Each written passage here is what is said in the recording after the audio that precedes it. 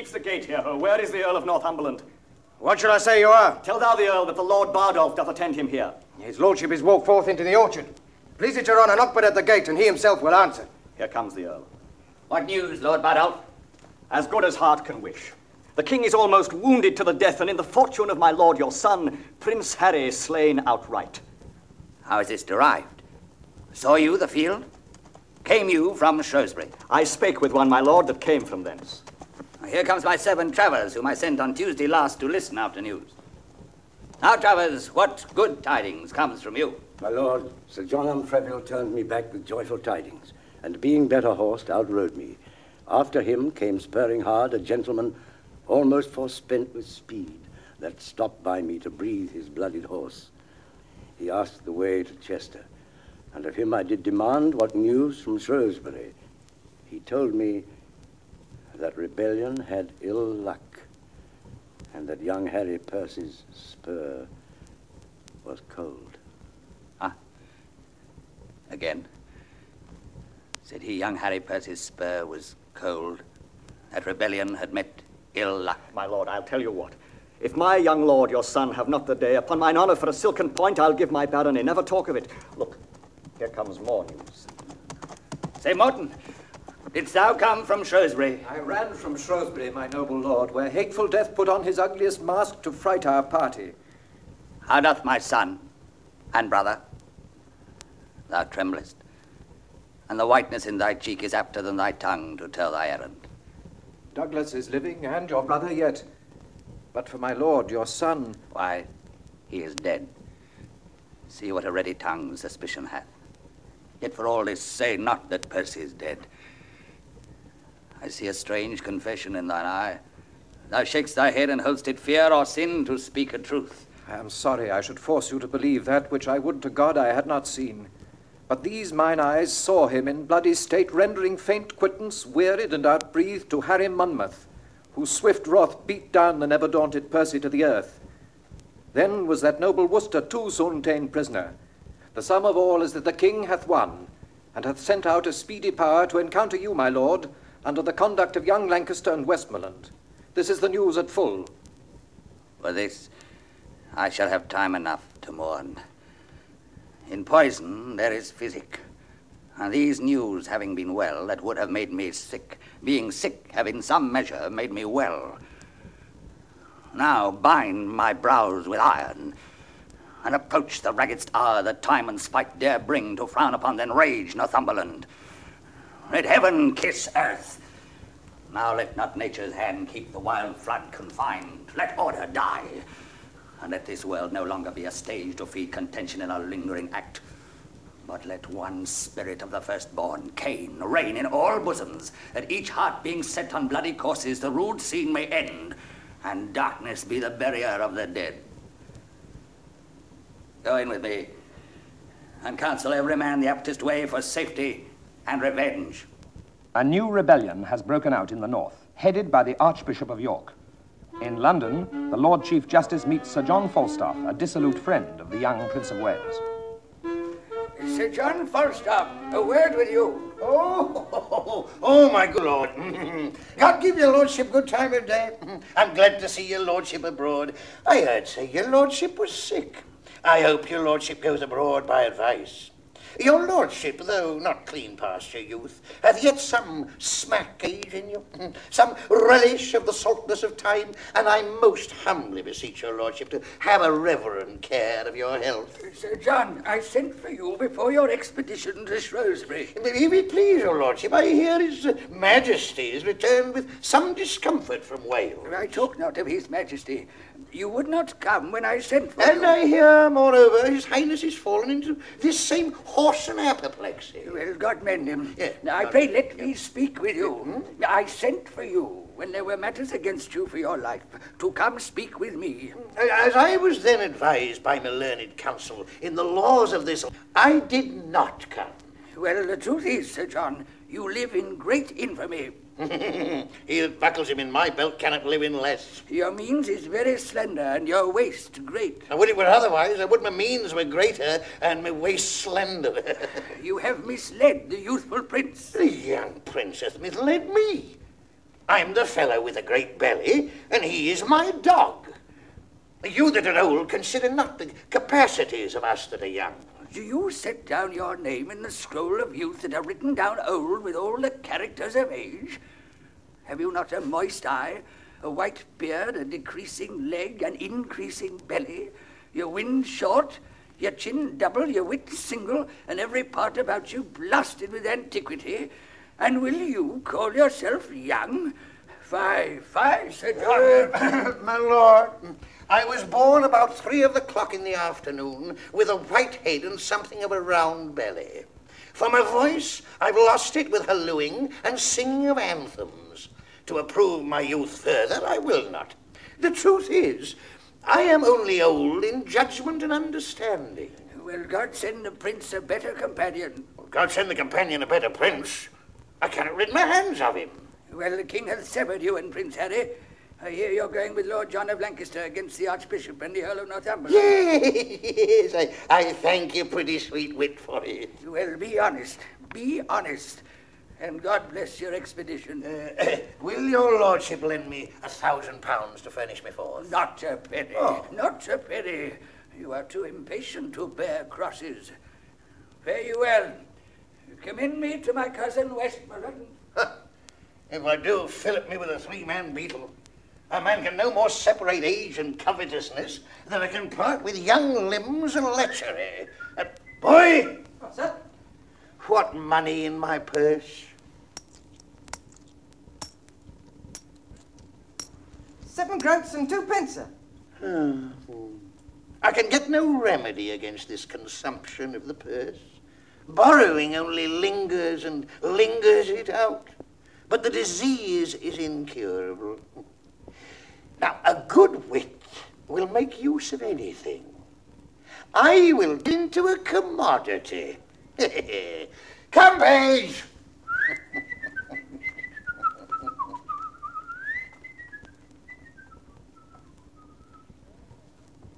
The Earl of Northumberland is undecided whether or not to join the rebels.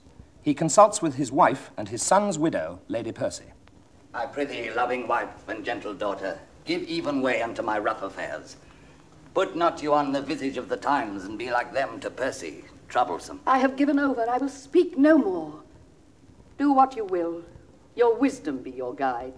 Alas, sweet wife, my honor is at pawn, and but my going, nothing can redeem it. Oh, yet for God's sake, go not to these wars. The time was, father, when you broke your word, when you were more endeared to it than now, when your own Percy, when my heart's dear Harry through many a northward looked to see his father bring up his powers, but he did long in vain. Who then persuaded you to stay at home? There were 2 honors lost, yours and your son's. Never, oh, never do his ghost the wrong to hold your honor more precise and nice with others than with him. Let them alone. The Marshal and the Archbishop are strong. Had my sweet Harry had but half their numbers, today might I, hanging on Hotspur's neck, have talked of Monmouth's grave. Beshrew your heart, fair daughter, you do draw my spirits from me. Oh, fly to Scotland, till that the nobles and the armed commons have of their puissance made a little taste. If they get ground and vantage of the king, then join you with them, like a rib of steel to make strength stronger. But for all our loves, first let them try themselves. Come, go in with me. 'Tis with my mind as with the tide swelled up unto his height, that makes us still stand, running neither way. Fain would I go to meet the Archbishop, but many thousand reasons hold me back. I will resolve for Scotland. There am I, till time and vantage crave my company. At the Boar's Head Tavern, the Prince of Wales and Poins have disguised themselves as wine drawers. Falstaff is carousing with Doll Tearsheet, a lady of the town, and his companions, when Pistol arrives.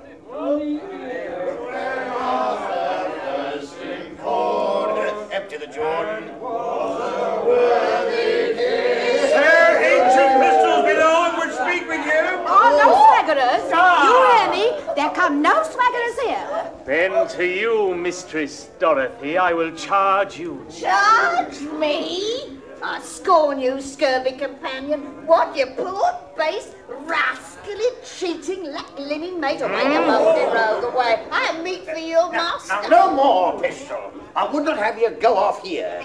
Discharge yourself of our company, Pistol. Sir John? The Pistol, I would be quiet. Sweet night, I kiss thy knee. Oh. What?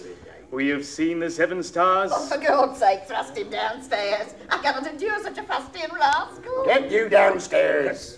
What? Shall we have incision? Oh! Shall we imbrue? Oh. Then death rock me asleep. Come, Atropos, I say. Give me my rapier, boy. I pray thee, Jack, I pray thee, do not draw. Get thee downstairs. A goodly tumult. Get Put out the naked weapons. Put out the naked weapons. Rascally, bragging slave. The rogue fled from me like quicksilver. In faith, and thou followedst him like a church. Thou wholesome little tidy Bartholomew Bawpee. When wilt thou leave fighting a days and foining a nights, and begin to patch thine old body for heaven? Oh, peace, peace, good doll. Do not speak like a death's head. Oh. Do not bid me remember mine end. Oh. The music has come, sir. Oh, let them play. Places. Come on. Doll, yes, doll. Sit on my knee, doll. Oh. Sirrah, what humour's the prince of? Oh, a good shallow young fella. Would have made a good pantler. He would have chipped bread well. They say Poins has a good wit. He a good wit? Oh, hang him, baboon. His wit is as thick as Tewkesbury mustard. There's no more conceit in him than is in a mallet. Why does the prince love him so, then? Because the legs are both of a bigness.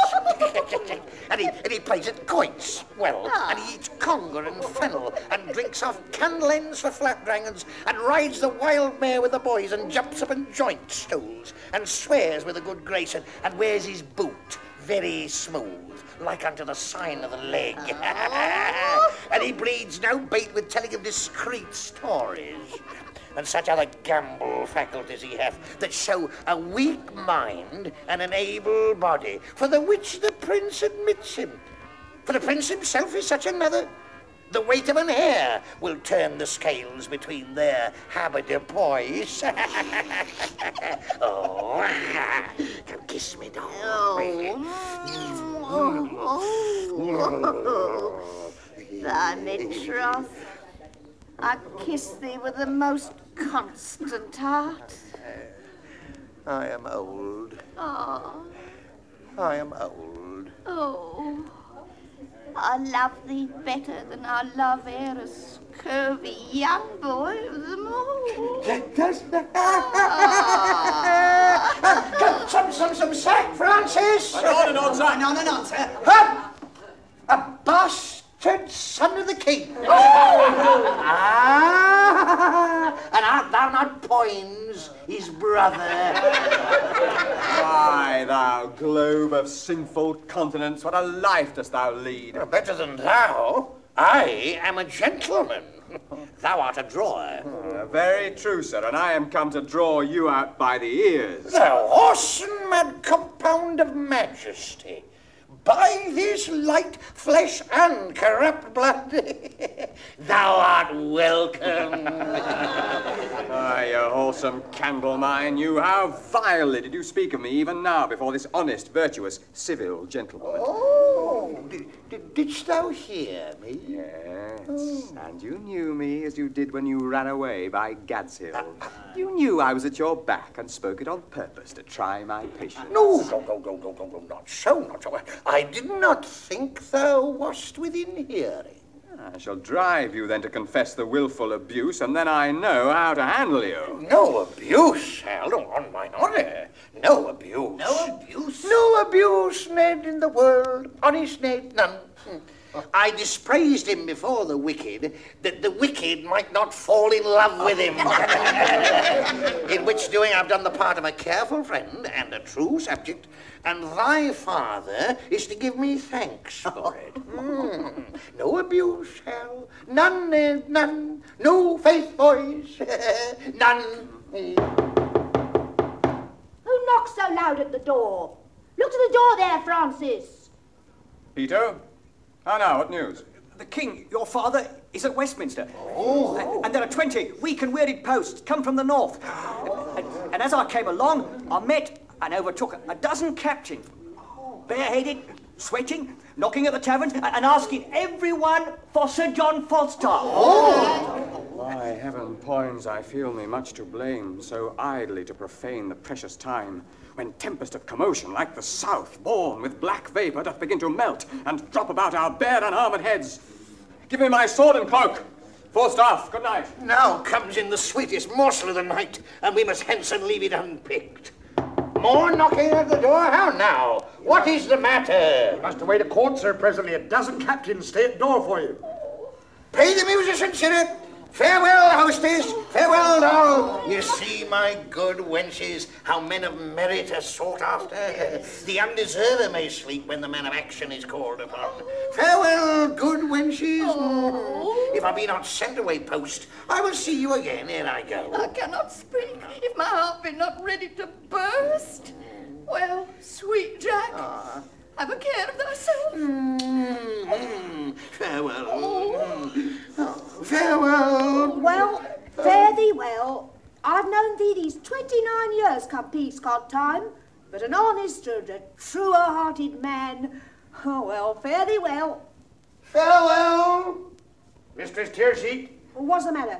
Bid Mistress Tearsheet come to my master. Run, doll, run! Run, good doll!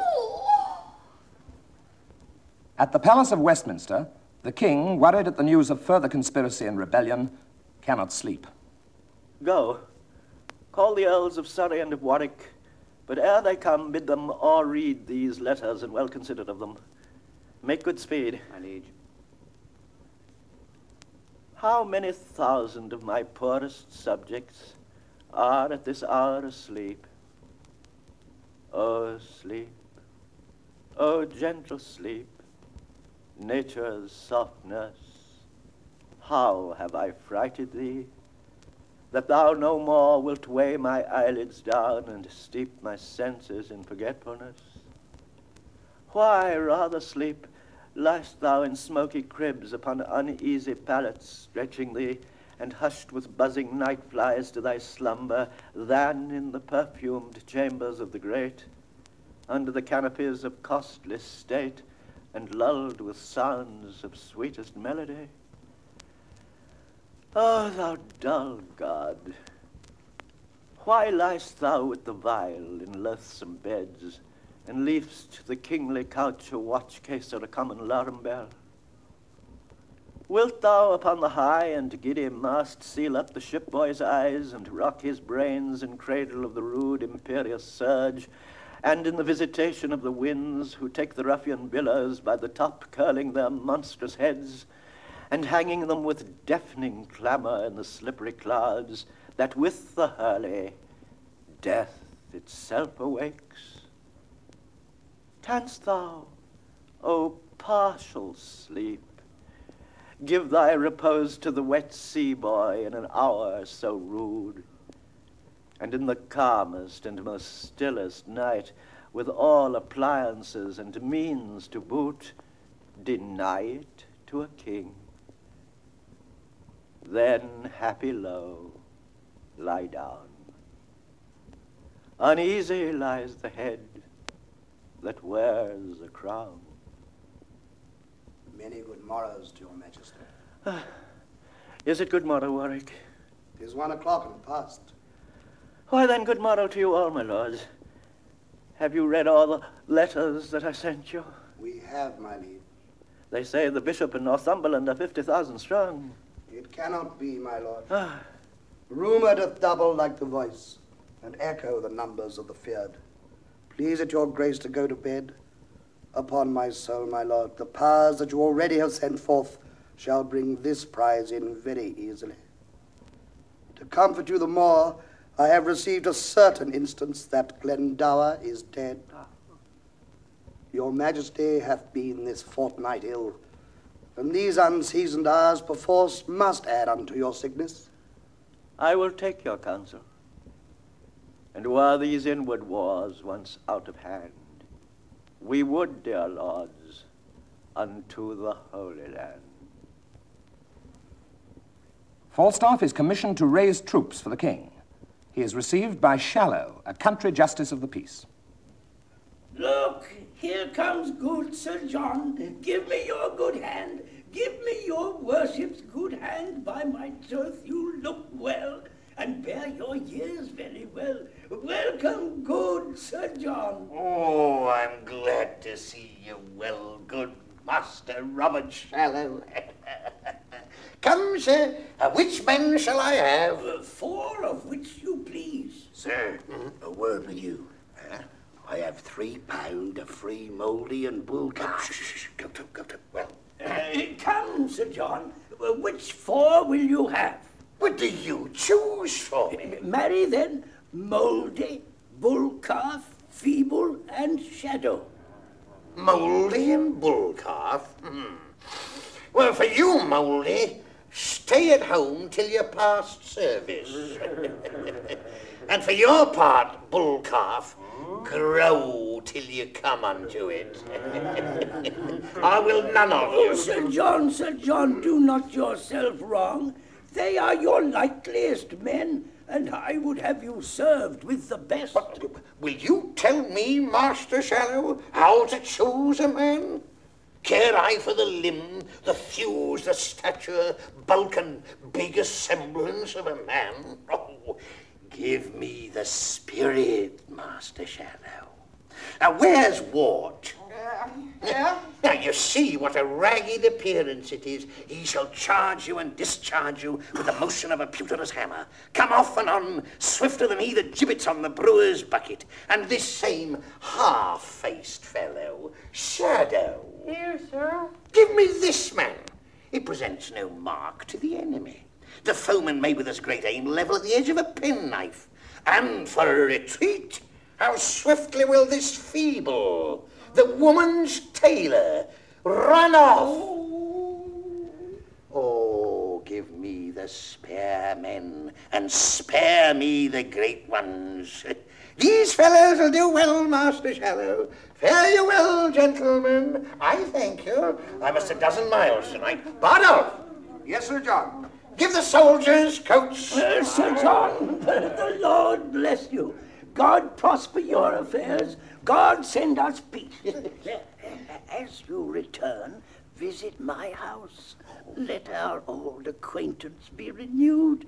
Peradventure, I will with you to the court. Oh, for God, I would that you would, Master Shallow. Go to. I've spoken a word. God keep you. Fare you well, gentlemen.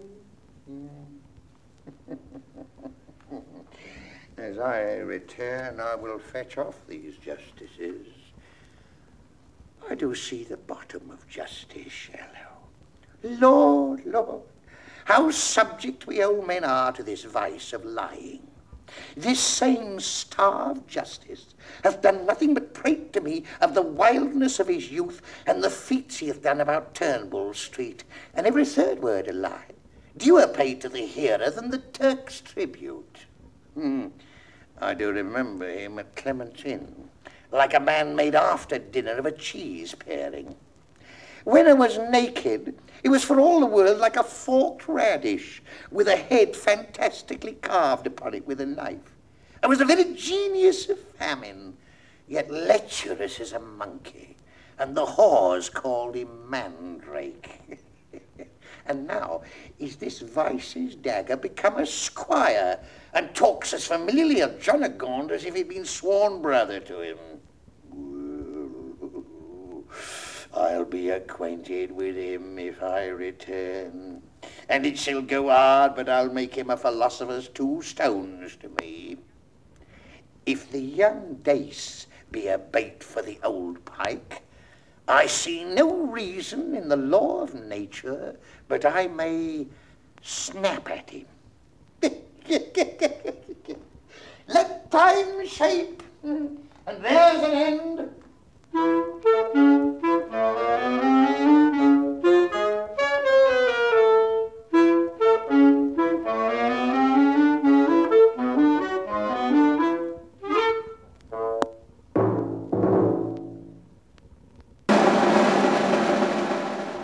The rebel army, led by the Archbishop of York, Lord Mowbray, and Lord Hastings, is camped opposite the King's forces under Prince John and the Earl of Westmoreland.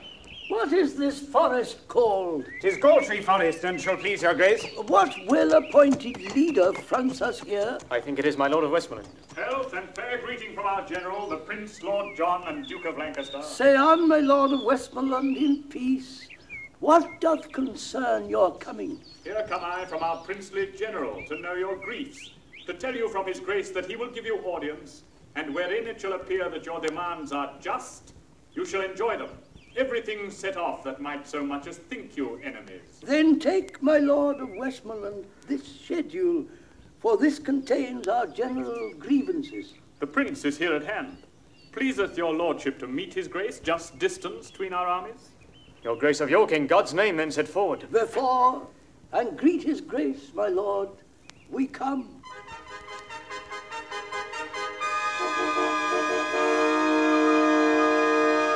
You are well encountered here, my cousin Mowbray. Good day to you, gentle Lord Archbishop, and so to you, Lord Hastings, and to all. Pleaseth your grace to answer them directly how far forth you do like their articles. I like them all, and do allow them well, and swear here by the honour of my blood my father's purposes have been mistook, and some about him have too lavishly rested his meaning and authority.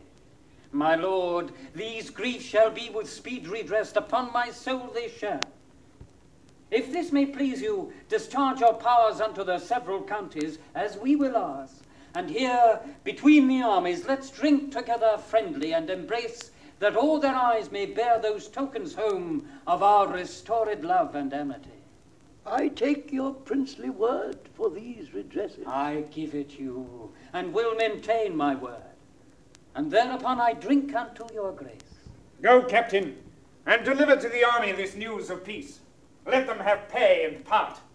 I know it will well please them. Hie thee, Captain. To you, my noble Lord of Westmoreland. I pledge your grace, and if you knew what pains I have bestowed to breed this present peace, you would drink freely.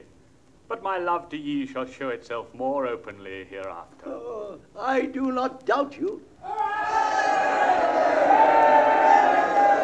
word of peace is rendered. Hark how they shout. My lord, our army is dispersed already. Like youthful steers unyoked, they took their course, east, west, north, south.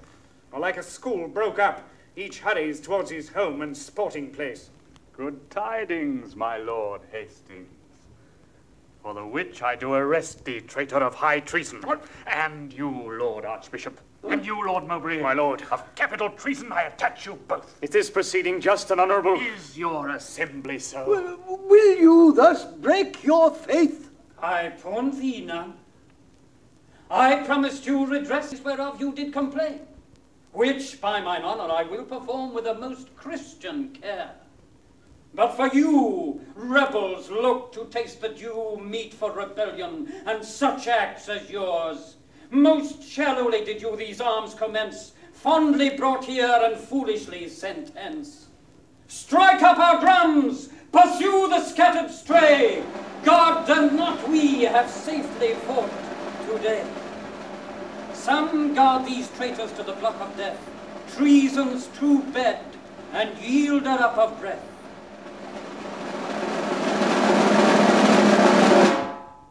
Falstaff, taking advantage of the rebels' defeat, seizes a prisoner. Ah! What's your name, sir? Of what condition are you? And of what place, I pray? I am a knight, sir, and my name is Colville of the Dale. Well, then, Colville is your name, and knight is your degree, and your place the Dale. Colville shall still be your name, a traitor your degree, and the dungeon your place, a place deep enough.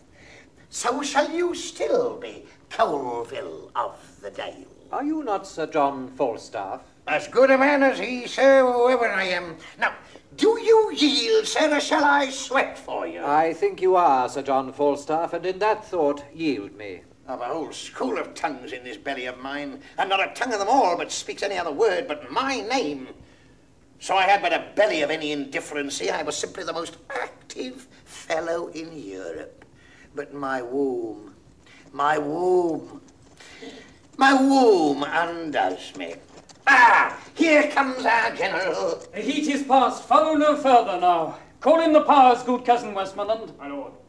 Now, Falstaff. My lord, Prince. Where have you been all this while? When everything is ended, then you come. These tardy tricks of yours will, on my life, one time or other, break some gallows back. I would be sorry, my lord, but it should be thus. I've speeded hither with the very extremest inch of possibility.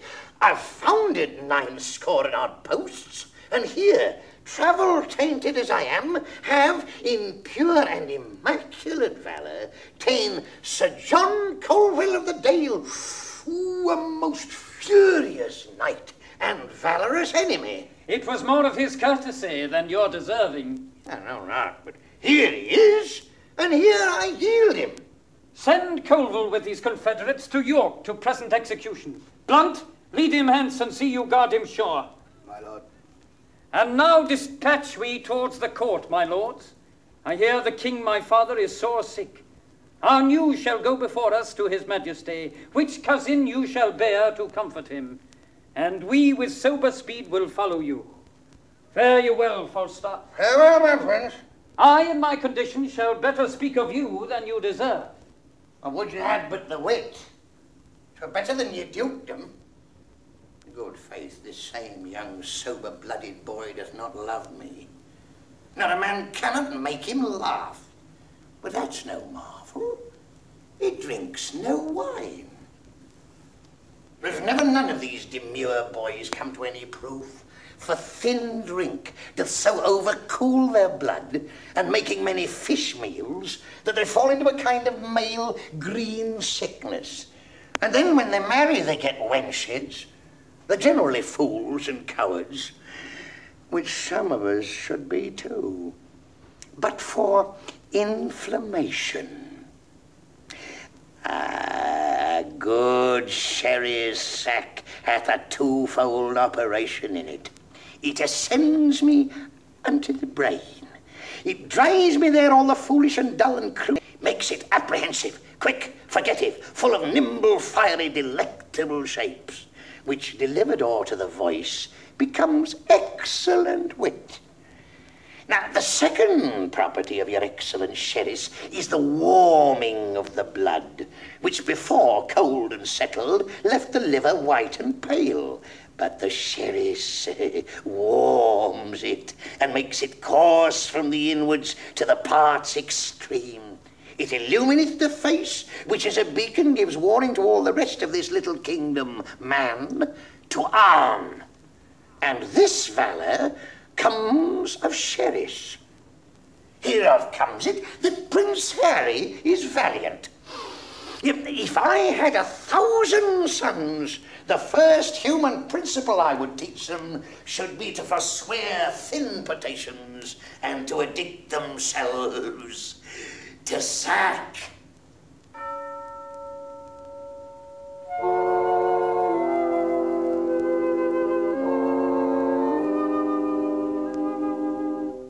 The king, accompanied by his two youngest sons, Humphrey, Duke of Gloucester, and Thomas, Duke of Clarence, awaits news of the rebellion. Now, lords, if God doth give successful end to this debate that bleedeth at our doors, we will our youth lead on to higher fields, and draw no swords but what are sanctified. Our navy is addressed, our power collected, our substitutes in absence well invested, and everything lies level to our wish. Only we want a little personal strength, and to pause us till these rebels now afoot come underneath the yoke of government, both which we doubt not but your majesty shall soon enjoy. Humphrey, my son of Gloucester, where is the prince, brother? I think he's gone to hunt, my lord, at Windsor. And how accompanied? I do not know, my lord. Is not his brother Thomas of Clarence with him? No, my good lord, he is in present here. What would my lord and father? Nothing but well to thee, Thomas of Clarence. How chance thou art not with the prince thy brother? He loves thee, and thou dost neglect him. Why art thou not at Windsor with him, Thomas? He is not there today. He dines in London. And how accompanied? Canst thou tell me that? With Poins and other his continual followers.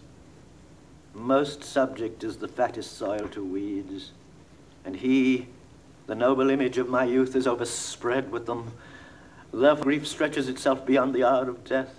Gracious lord, the prince will, in the perfectness of time, cast off his followers, and their memory shall as a pattern or a measure live, by which his grace must meet the lives of others, turning past evils to advantages.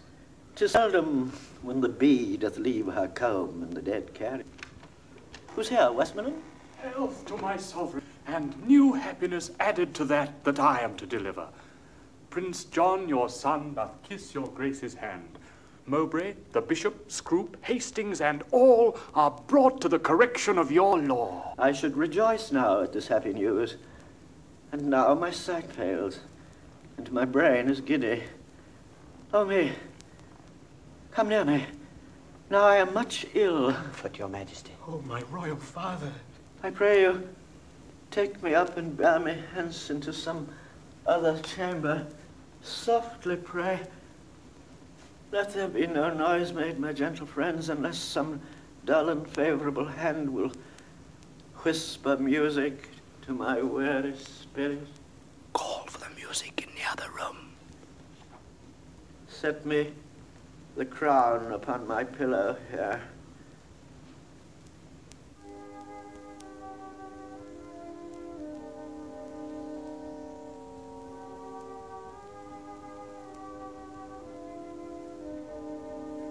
Here comes the Prince of Wales. How doth the king? Exceeding ill. Heard he the good news yet? Tell it him. He altered much upon the hearing it. If he be sick with joy, he'll recover without physic. Not so much noise, my lords. Sweet prince, speak low. The king, your father, is disposed to sleep. Let us withdraw into the other room. Will it please your grace to go along with us? No. I will sit and watch here, by the king.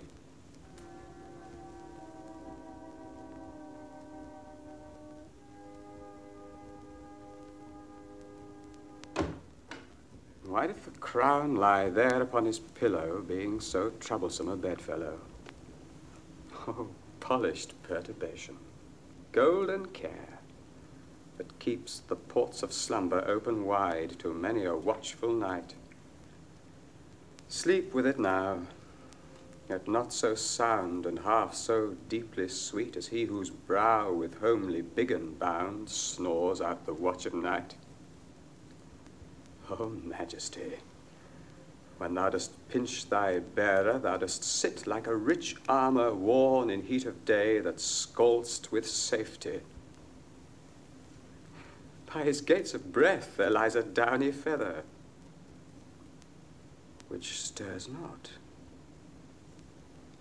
Did he suspire, that light and weightless down perforce must move. My gracious lord, my father, this sleep is sound indeed. This is a sleep that from this golden rigol hath divorced so many English kings. Thy due from me is tears and heavy sorrows of the blood, which nature, love, and filial tenderness shall, O dear father, pay thee plenteously. My due from thee is this imperial crown, which, as immediate from thy place and blood, derives itself to me. Here on my brow it sits, which God shall guard, and put the world's whole strength into one giant arm. It shall not force this lineal honor from me. This from thee will I to mine leave as 'tis left to me. Warwick, Gloucester, Clarence.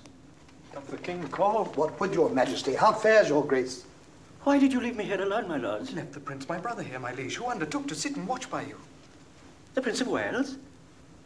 Where is he? Let me see him. He is not here.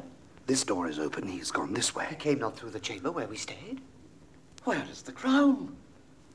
Who took it from my pillow? When we withdrew, my liege, we left it here. The prince hath ta'en it hence. Go seek him out. Is he so hasty that he doth suppose my sleep, my death? Find him, my lord of Warwick, chide him hither. But wherefore did he take away the crown? Lo, where he comes. Come hither to me, Harry. Depart the chamber, leave us here alone.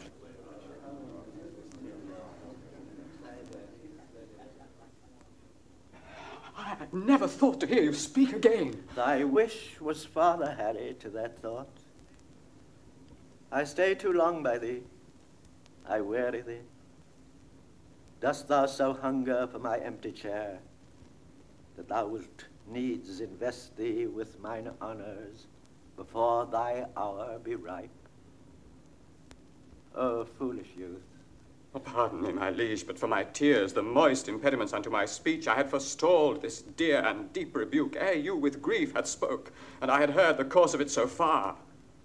There is your crown, and he that wears the crown immortally, long guard it yours.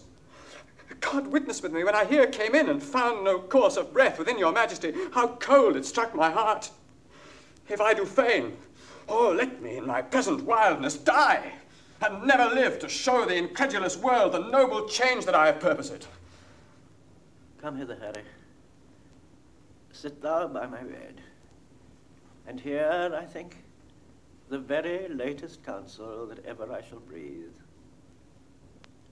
God knows, my son, by what bypaths and indirect crooked ways I met this crown. And I myself know well how troublesome it sat upon my head. To thee it shall descend with better quiet, better opinion, better confirmation. Yet, though thou standst more sure than I could do, thou art not firm enough, since griefs are green, and all my friends, which thou must make thy friends, have but their stings and teeth newly ta'en out. Therefore, my Harry, be it thy course to busy giddy minds with foreign quarrels, that action, hence born out, may waste the memory of the former days. More would I, but my lungs are wasted so, that strength of speech is utterly denied me. How I came by the crown, O God forgive, and grant it may with thee in true peace live. My gracious liege, you won it, wore it, kept it, gave it me. Then plain and right must my possession be, which I with more than with a common pain against all the world will rightfully maintain. Where is my Lord of Warwick? My Lord of Warwick! My liege. Doth any name particular belong unto the lodging where I first did swound? 'Tis called Jerusalem, my noble lord. Lord be to God. Even there my life must end. It hath been prophesied to me many years I should not die but in Jerusalem, which vainly I supposed the Holy Land. But bear me to that chamber. There I lie. In that Jerusalem shall this Harry die. In Gloucestershire, Falstaff and Bardolph are drinking merrily with Justice Shallow. Look, who's at door there? Ho! Who knocks? If it please your worship, there's one pistol come from the court with news. From the court? Ooh, let him come in. How now, Pistol? Sir John, I tender lambkin, now is king. Harry the Fifth's the man. I speak the truth. What? Is the old king dead? As nail in door. The things I speak are just. Away, Bardolph! Saddle my horse! Master Robert Shallow, choose what office thou wilt in the land, 'tis thine. Pistol, I will double charge thee with dignities. Oh, joyful day, I would not take a knighthood for my fortune. What? I do bring good news. Master Shallow, my Lord Shallow, be what thou wilt, I am fortune's steward. Get on my boots, we'll ride all night. Oh, sweet Pistol. Away, Bardolph! Why, Sir John? Come, Pistol, utter more to me. Sir John. And withal devise something to do thyself good. Boot, Master Shallow. I know the young king is sick for me. Let us take any man's horses. The laws of England are at my commandment. Blessed are they that have been my friends. And woe unto my Lord Chief Justice.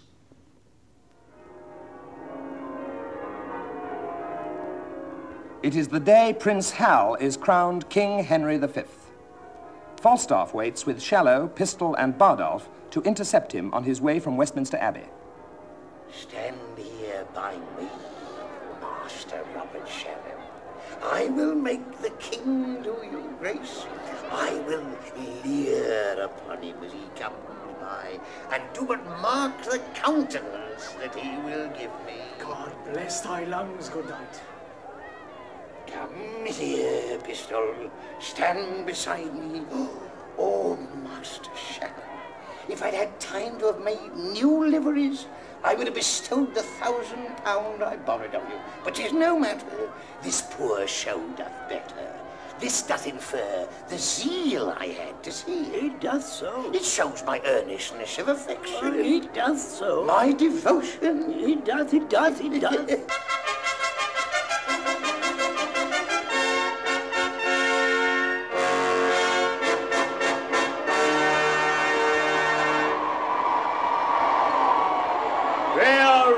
The sea and trumpet clangor sounds.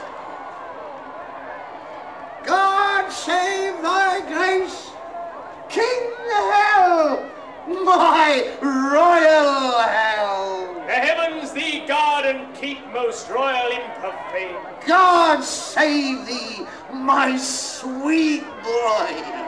My Lord Chief Justice, speak to that vain man. Have you your wits? Know you what 'tis you speak? My king, my Jove, I speak to thee, my heart. I know thee not, old man. Call to thy prayers. How ill white hairs become a fool and jester. I have long dreamed of such a kind of man, so surfeit-swelled, so old, and so profane. But being awake, I do despise my dream. Make less thy body hence, and more thy grace. Leave gormandizing. Know the grave doth gape for thee thrice wider than for other men. Reply not to me with a fool-born jest. Presume not that I am the thing I was. For God doth know, so shall the world perceive, that I have turned away my former self. So will I those that kept me company. When thou dost hear I am as I have been, approach me, and thou shalt be as thou wast, the tutor and the feeder of my riots. Till then, I banish thee on pain of death, as I have done the rest of my misleaders, not to come near our person by 10 mile. For competence of life I will allow you, that lack of means enforce you not to evil. And as we hear you do reform yourselves, we will, according to your strength and qualities, give you advancement. Be it your charge, my lord, to see perform the tenor of my word. Sit on.